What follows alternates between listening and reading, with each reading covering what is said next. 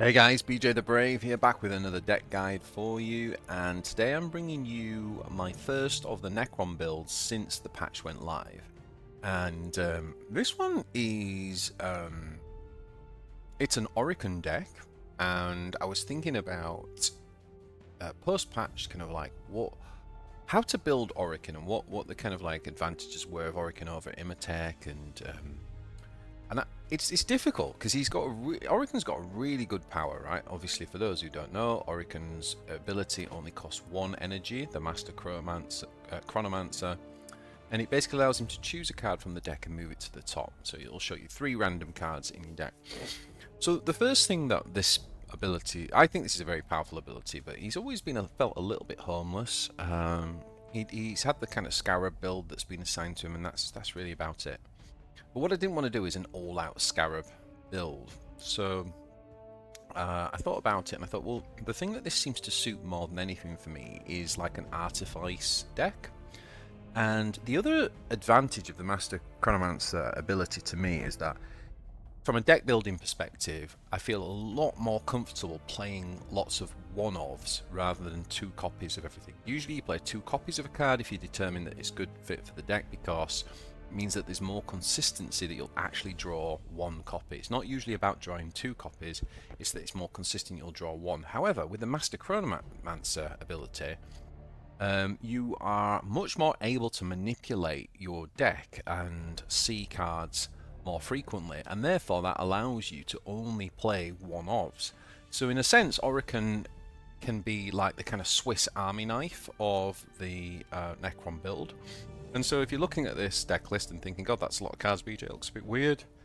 Is it really refined? I think it's somewhat refined, actually. It's just that it's deliberate that we're running one-offs. So, as I say, it's an Artifice deck. So we're looking to make the most of Artifice. And for those that don't know, Artifice basically means that it does something when you play a stratagem. So we've got lots of units that try to make the most of that. So obviously at the top end, we've got the Monolith, which has come with a new buff, which is Artifice Deployer Necron Warrior.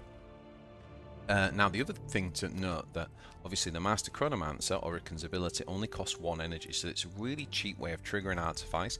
And we do run double Immortal Pride, which all we got to do is get 1 of these off, and the Warlord talent becomes free. So that means we're triggering Artifice for free every single turn. Now, I am umming and ahhing about whether we should run 2 copies of Immortal Pride in here, because obviously the second one does nothing to your Warlord talent. I actually think you can get away with just 1 copy, and I would actually run a second Relentless Advance if you were to do that. I'm umming and ahhing about it. I've put the 2 in just because, like, again, just wanting to really kind of have that consistency of getting it before kind of like E10 essentially. But you could definitely get away with just 1 Immortal Pride in here. Other units that take advantage of the Artifice are the Ghost Ark and the Plasmancer, and obviously the Hexmark for some AoE. And again, you'll see one-offs because we can draw into these as and when we need them, and if we understand the matchups, we can kind of like really think hard about those decisions. So it's a bit more of an advanced deck because it does actually involve you understanding like what you're playing against and what cards you need. So as you can see, in terms of like the end game, we've really gone for some cool stuff there for closing out. We can go wide with the Ghost Ark, or we can go big with the Monolith, which also now goes slightly wide, by the way, as you start to play Necron Warriors, and the Plasmancer for burn. So that's kind of like the end game. So I was looking at it and going, well, what's going to help me then get there in the early game? And yeah, you got it. We've gone with some Scarabs. Now, as I say, this is not an all-out Scarab build. Often what this allows us to do is we use the Scarabs to help carry us through the early game.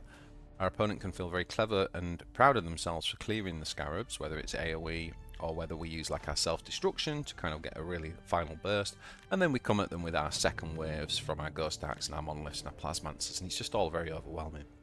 And one of the cool things about this deck is it really can compete in any part of the game. If we want to play late game, we've got it. If we want to go early game and compete, we've got it. So it's really kind of like more about deck manipulation and management. Deck management is probably the best thing. Like, it can really do it all, this deck. It can really compete with everything. It's just about kind of like what you know, how you manage the deck, really. Now, again, that second Immortal Pride is the thing that I'm really umming and ahhing about. That could also be the 7 drop for the hard removal, a 7 stratagem. That's another option. But let's just take a quick look at the early game. So in terms of early game, obviously we've got quite a lot of like Scarab things with the Scarab, the Spyder Nest, Canoptek Scarab, and the Spyder. Obviously, all these cards go really well with Artifice and stratagems. Lots of cheap stratagems in there. We do run some heal, which is pretty important, particularly just for your Lord, but also in the late game, it's really good.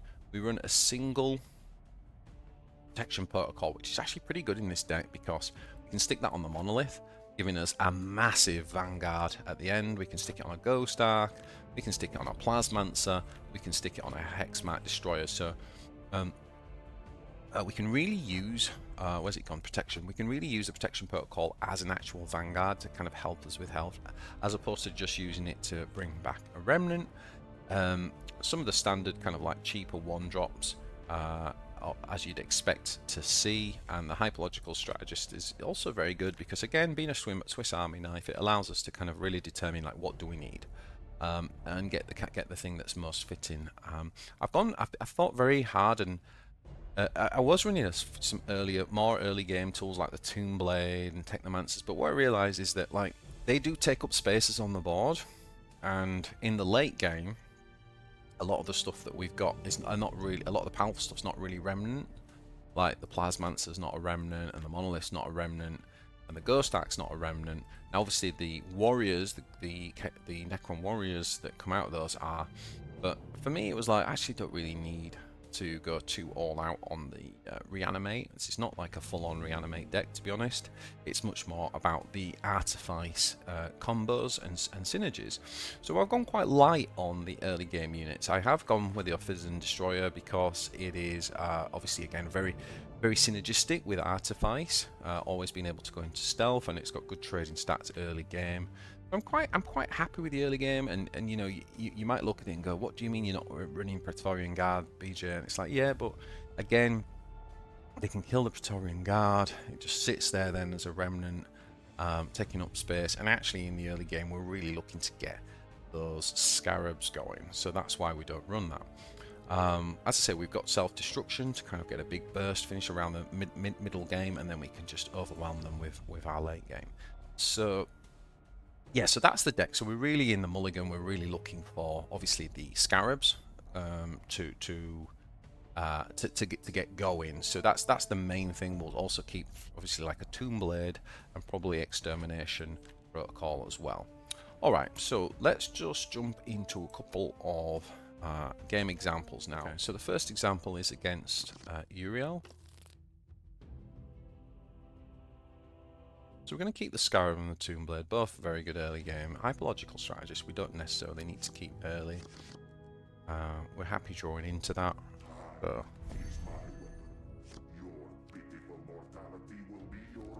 Now, because it's Uriel, obviously he has a very good counter Warlord talent to our Scarabs.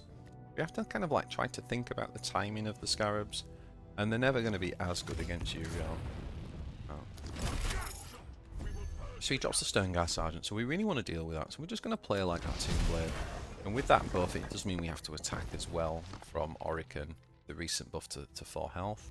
So a nice start for him for sure. A little bit behind, health suffering. Right, it's turn 4 now. It's interesting here, like what we do, but I kind of went with like a half solution. And pinged, and I actually went for 4. I don't really love that blade, to be honest, because you can quite easily get rid of that. So we might have been better off either not developing this turn or playing this 1-drop as well, just to get the 8. So I think that was a bit of a misplay, to be honest.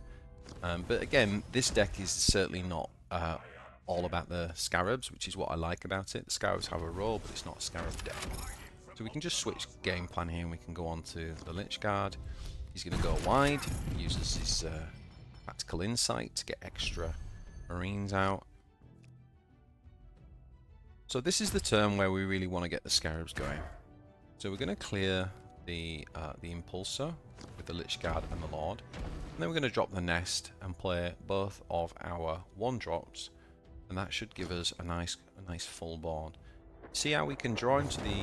I think we chose Immortal Pride there. See next turn.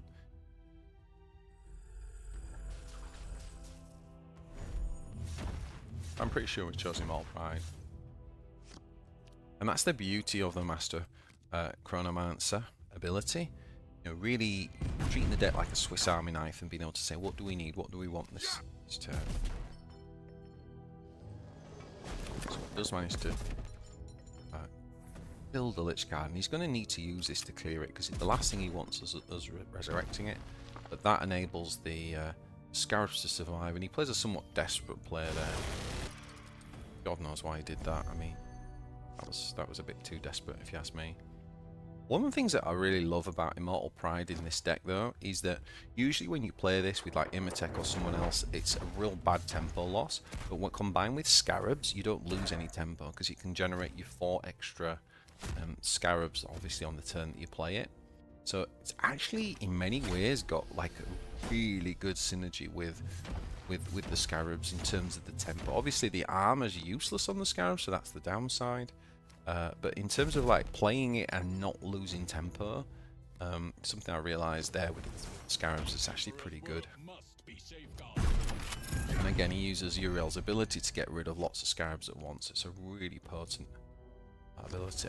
Now we're going to go ahead and play the Ghost ship, and because we played Immortal's Pride, did you see there the Warlord talent, the Master Chronomancer is now free. So there we go, it enables us to hoard out a Necron Warrior and really making use of that Artifice ability. Obviously we want to trade there. We actually decided not to play the Protection Protocol, and I think the thinking there is that we've got the Monolith next turn, and that this would be such a great opportunity to get that on the Monolith. We are down to 18 health, so that could really put the aggro in stop the aggro in its stead if he hasn't got the hard removal. He's doing a pretty good job at obviously containing the Scarabs. And here we're just going to go for it. Again, having that free power from the earlier Immortal Pride allows us to Artifice with Monolith and therefore get Vanguard Warrior, but also to double up on the Scarabs.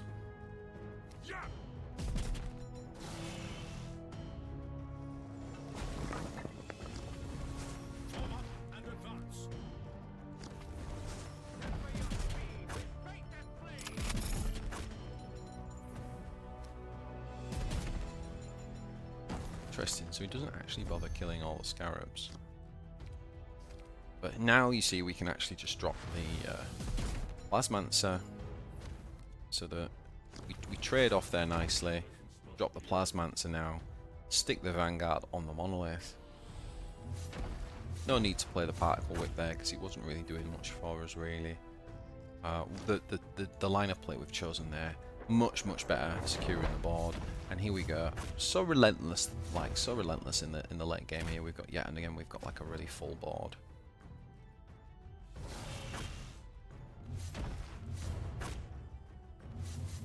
Another 3 damage. So look at this, every time we play a stratagem we can get a Necron Warrior, we can get a Scarab, and we can get 3 damage. It's just so overwhelming in the late game. It's really fantastic.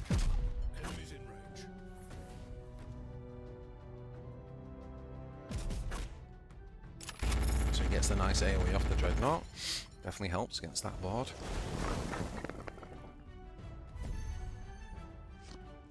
You know what? Particle Whip time.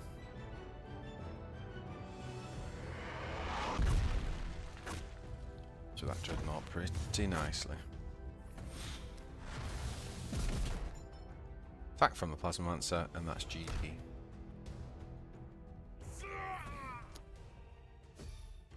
Nice. Okay, so pretty nice, showing off some of the synergies there. Now we got Haarken World Claimer.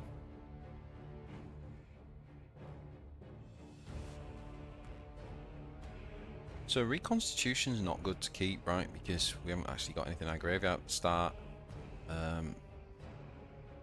But obviously Ophydian and the Spyder are kind of quite nice on our early tempo and into remnant. So we've got a kind of like slightly different opening here. We also then go ahead and get the Scarab. We've got to think about timing again, because once again we're coming up against a kind of AoE Warlord. Gets the Dark Pact, starts machine gunning us down. We are actually going to just drop the Remnant. It's not good though here, because we can't obviously trigger the stealth.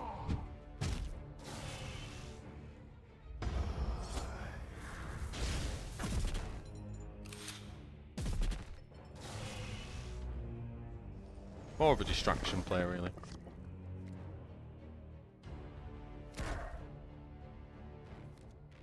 We're dropping the Spyder and we're just trying to give him things to deal with. It's not ideal, and often we like to go second so that we can have lots of sort of free stratagems with this deck, and obviously being an Artifice deck, that's really important. But we don't have that, so we're kind of like just having to sort of try our best to keep up. There you go, you see he's got to trade, so it's kind of stealing the board, but already, you know, we've barely got into the game yet, and we're already down to 19 health. We are just going to drop the Lychguard. We're really sticking on tempo. Obviously we could have used this to get rid of that. We know that his flankers have melee attacks, so they're going to take a fair bit of damage from that.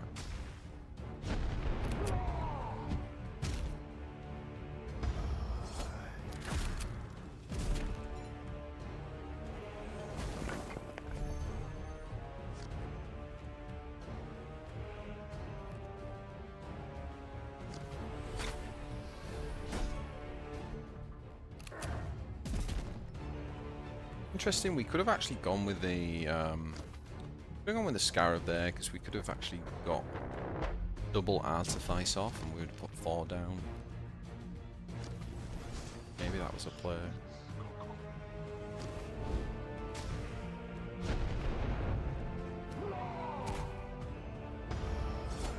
So we're really struggling a little bit on tempo. This is tough, like against tempo Haarken with you relying on Scarabs for your early game. It's a little bit tough, to be honest. So, but we're hanging in there just about. We have got the armor on.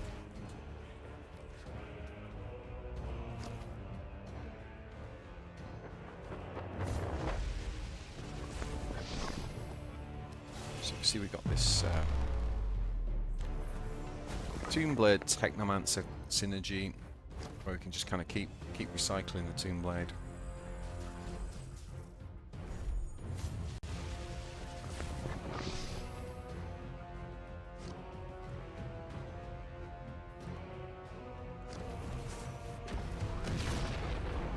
Nice use of the Havoc there for tempo. Probably the best card in the recent expansion.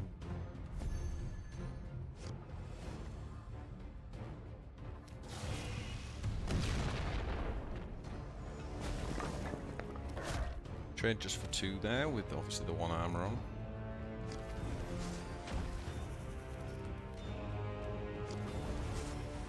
Okay, so we decided to go down the Scarab route rather than the Vanguard route.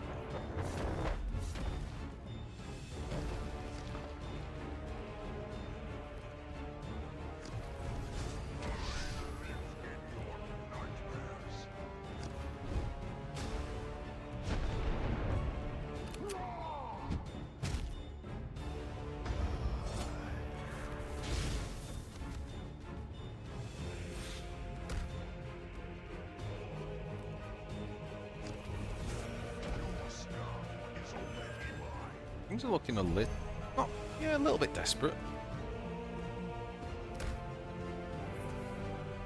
Trade for 3 there. We're actually going to use the invulnerable map. That probably does seem like a big waste, but it really does enable us to get the Spiders going and clear the board.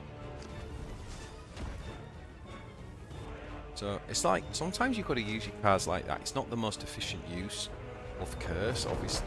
Sorry, it's not the most like you know, sexy and devastating use of Curse, obviously, but it was efficient in that turn, and it made sense with the cards that we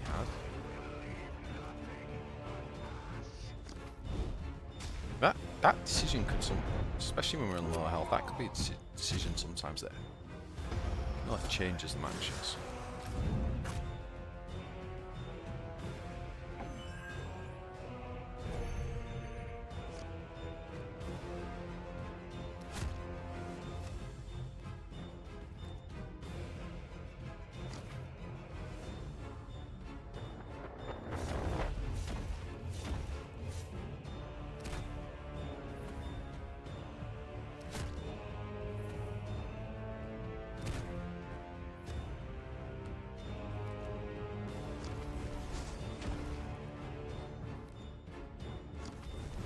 So we're going all in here, dropping the board. Obviously we're up to 10 energy, so we're now going to be heading into overtime. But the health disparity is significant and we really just need to start going. I think what he's going to try and do now, yeah, he's going to just try and like keep pinging us down every turn. Essentially try to race us.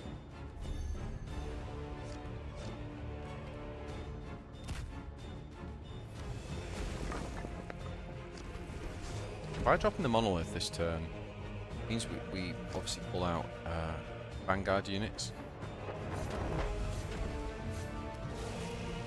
Although we messed that up, right? Because we should have, we should have attacked the Scarabs first, so therefore we didn't actually get the Vanguard unit. Obviously, fortunately, we've got the Lychguard already.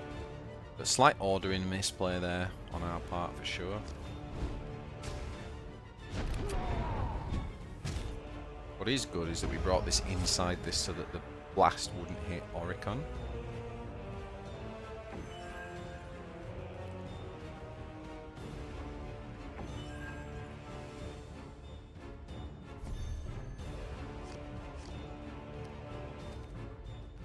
Yeah.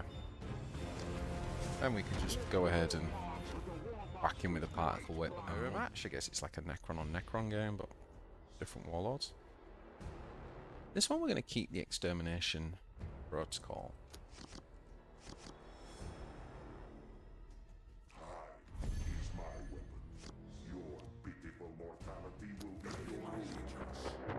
By the way, please hit the like button and consider subscribing to the channel if you're enjoying it so far.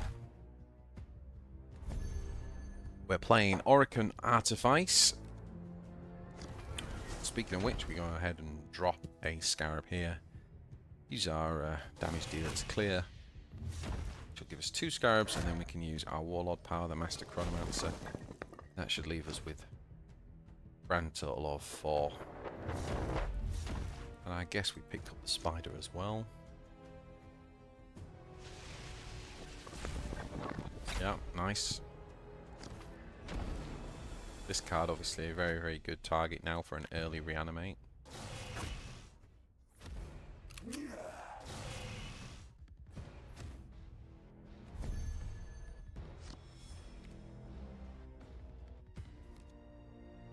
Now the good news is we can drop this and play the power, so we double up on the Scarabs. We also put this into stealth. We can just clear the Necron Warrior, literally clear the Remnant as well, which is obviously important now against Nemessor, new ability, and leave this guy up, but this guy's got a stealth unit that's going to deal with him next turn. So you can kill off 2 of the Scarabs.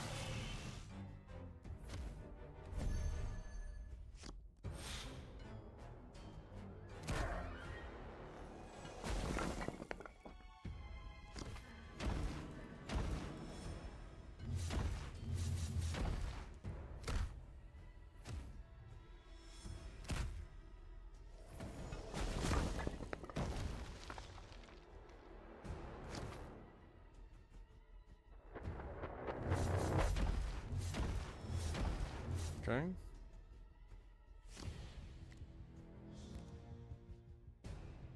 It's going for lower the cost of everything by 2, so as soon as you see that card played, you're playing against Necrons, you obviously know you're in a bit of a race.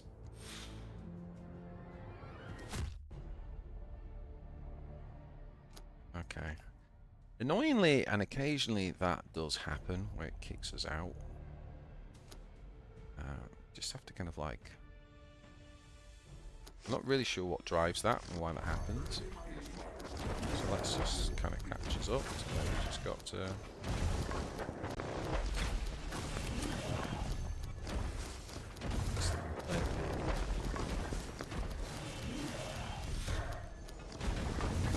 There we go.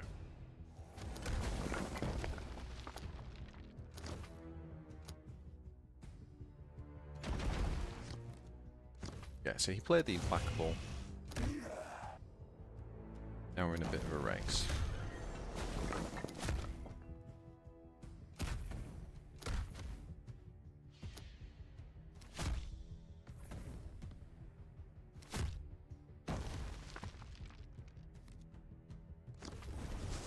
Got the Lychguard, develop some more Scarabs.